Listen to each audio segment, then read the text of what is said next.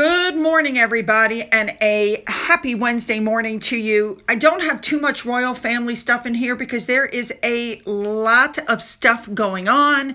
Let's just jump in and cover it. You're not going to believe it. Let's go.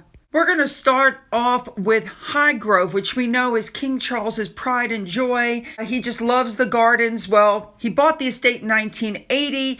It was basically just some overgrown, pasteurized land and a few hollow oaks. And this is what the Prince of Wales at the time has created. It's gorgeous. These beautiful topiaries. Every nook and cranny has been redesigned.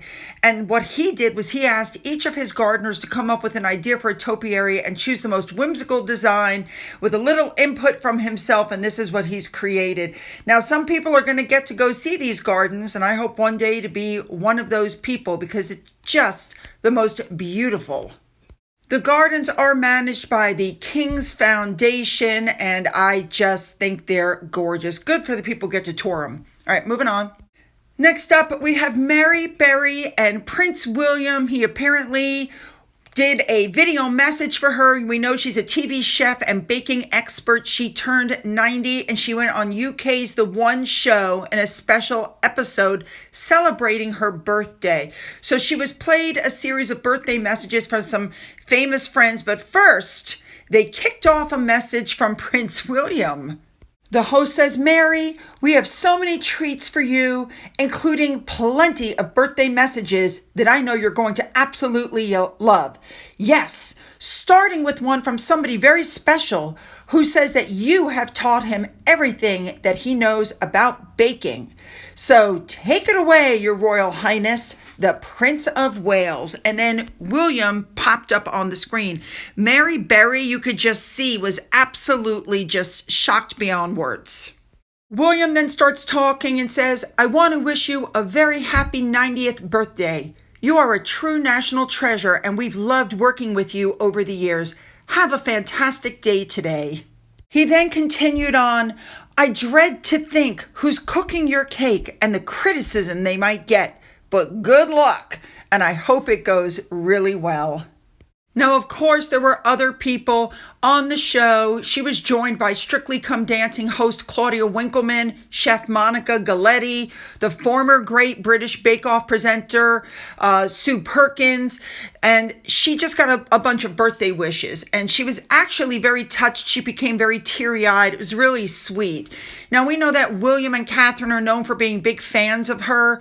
They previously featured on her show A Very Royal Christmas in 2019. And Catherine even revealed on that show that Prince Louis's first word had been Mary, having spotted it in one of her cookbooks. The whole royal family loves this woman, but you should know that this woman and Prince William developed a bond because they support children's bereavement charities. William is patron and she helps support them. Love it.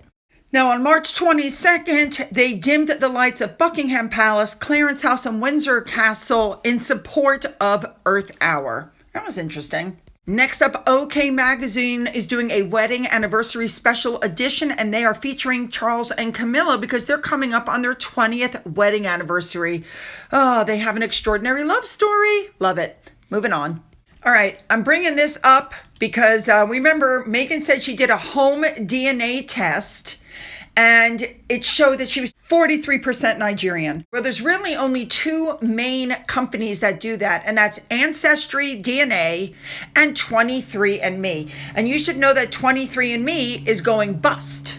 Now, here's the interesting part. They're telling people if in the United States, get online, wipe your profile, and get in touch with the company and destroy samples of genetic material they may have. How in the hell are you supposed to do that? But what it comes down to is your stuff could end up on the dark web. So I don't think personally that Meghan did a DNA test, but we'll see. Moving on. All right, moving on.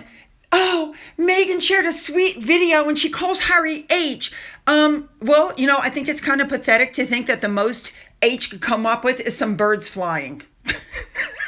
Of course, with that drug-addled brain. Moving on. All right, let's move on to one I consider one of the big stories for today. Ex-Vanity Fair editor Graydon Carter And when he was editor, he said that the magazine was just a mess. He said that the atmosphere in the office was poisonous. He said, I wouldn't even bring my own family into the office. He recently, by the way, wrote a book that's going to be out on March 25th. One of his very last Vanity Fair covers before he stepped down in late 2017 was of Meghan Markle. He said that Jane Sarkin booked the covers. That's who booked the covers, came in and said, we should do a cover on Meghan Markle. And he said, I have no idea who that is. She goes, she's on Suits. And he said, I have no idea what that is, why we should do a cover story on her. And the woman goes, because she's going to marry Prince Harry. He said he remembers how at one point during the interview, Meghan challenged the reporter saying, excuse me, is this going to be all about Prince Harry? Because I thought we were going to be talking about my charities and my philanthropy. And he said he raised his eyebrow and thought, wow, this woman is slightly adrift of the facts and reality. That magazine came out just a few weeks before they announced their engagement. And as far as the estrangement in the family, I thought what he said was very interesting. He said, I would think that Diana would feel great sorrow for her son to have been pulled away from his family like this, especially his brother, but also his father. Anytime someone comes between siblings, that's a disaster, horrible for the family. He also said, I think she has run rings about poor Harry and gotten what she wanted. Notoriety, money, and a title. His usefulness to her diminishes daily. Oh my God. This guy really has his finger on the pulse of what's happening. All right, let's move on. Just a reminder, Meghan's story could not be confirmed, which is why they didn't run the story of the soap commercial. Clinton Library has no copy of any kind of a letter. And if you guys remember how things were done back in the day, they didn't have video. To redo a commercial took months and months. And the only reason she thinks that she's responsible for that is because her dad told her. But yeah, I believe she's delusional. Does anybody else find it odd that everybody who's not actually intimately connected to Meghan finds something wrong with her? Moving on, we know that Gwyneth Paltrow kind of trolled Meghan Markle, and Meghan Markle is now firing back with this breakfast war message with Gwyneth Paltrow. What people are saying is that if you continue, you're going to lose, that you should probably stop. Because what did she do? She reinvented the banana split? This trying to throw shade back at Gwyneth Paltrow. This is a game they're going to lose. And somebody else, by the way, on X said, this is the kind of thing my kids would have made me as a breakfast when they were 5. Debbie Alport on Twitter posted something that I found very interesting. Does anybody find it strange that Meghan made friends with Kelly Zafin, who also happens to be good friends with Gwyneth Paltrow? So she made friends with Kelly to get close to Gwyneth, and that's how it works in Hollywood, although here it doesn't seem to be working. Okay, let's move on to our another big story for today. Meghan has now done what the royal family specifically told her not to do. She cannot merchandise and sell stuff for the royal family. The Queen said, no half in, no half out. And what has she done? She has now put herself as the Duchess of Sussex, selling ridiculously priced clothing, of which she'll get a kickback. It clearly says there's an affiliate link. Now, like for instance, this necklace that her good friend is selling, so she's merching some of the stuff for her friends. This is the woman who also did the H&M necklace. One of the other items that she's selling, the Sesta Collective bag, the one where it's poverty porn, because the women that are actually braiding and making these bags make no money, and yet they're being sold for $800 and up.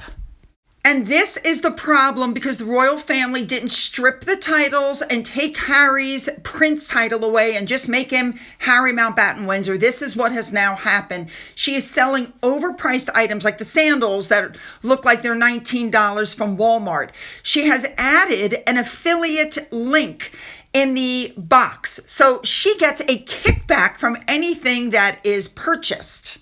She's even selling royal signet studs. This is what happens because the family didn't step in and take this in hand and do something.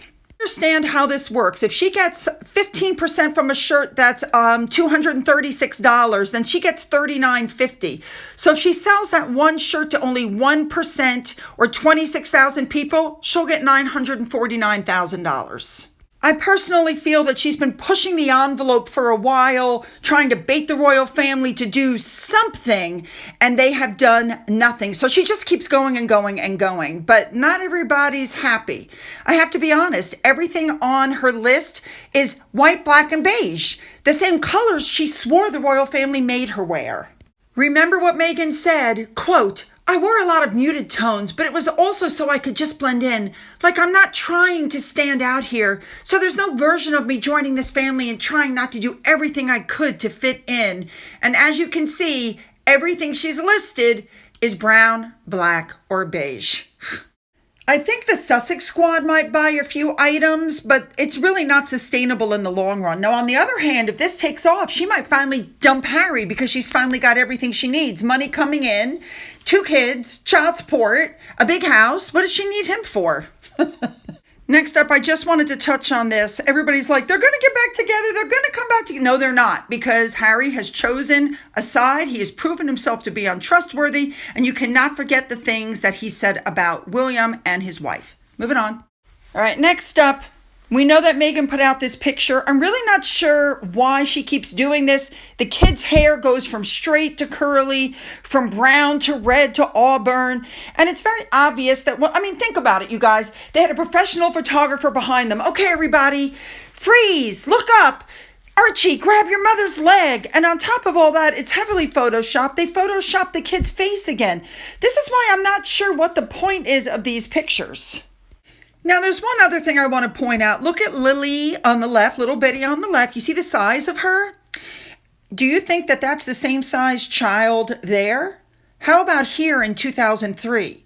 Yeah, you guys get what I'm saying. Let's keep going. And finally, Amy Schumer. She is the 5th, 1, 2, 3, 4, 5, the 5th Netflix star to come out and take a dig at Meghan Markle. I think other people that are on Netflix are getting sick of her and Harry and the money that they're being given, even though she has no talent whatsoever. We all remember the conversation in the kitchen where Meghan basically told off Mindy Kaling on camera for not calling her Meghan Sussex, and everybody just went, what? So what happened was Amy Schumer did a monologue on Mounjaro and perimenopause and all of that. And she says, that's all I'm going to say. I'm not going to talk any, S word. I'm not going to stir the pot. But why don't we have to call Kate Middleton Kate of Wales? And then she took a sideways glance at the camera and raised her hands. Remember, Family Ties and Desperate Housewives star Justine Bateman called Harry and Meghan victim tourists and said that they are turning being victims into an Olympic sport. Whitney Cummings, who has 2 stand-up programs available on Netflix, has said that Meghan's show is about trolling King Charles and Prince Harry's other close relatives. She said it's just a big F you to the prom court over there across the pond. She's just trolling them. I don't think she cares if you like this show. This has nothing to do with making a good show. It's about her roasting the royal family. It's made for like 30 people in the castle, not for the rest of us.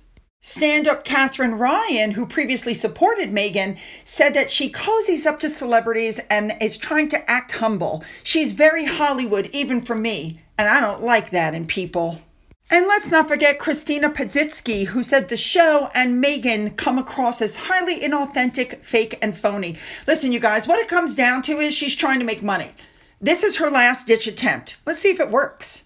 All right, you guys, put those comments down. Make them good. I'm looking for them. Don't forget to hit the like and the subscribe button and the bell for all notifications. Then go down into the description box where you'll find the link to my Twitter, my Gettr, my Rumble, my email, my Amazon wish list, a link to my father's book, which is still up for sale, and a physical address. For those of you who've donated to my coffee fund, thank you so much. And as always, you guys, have a great day.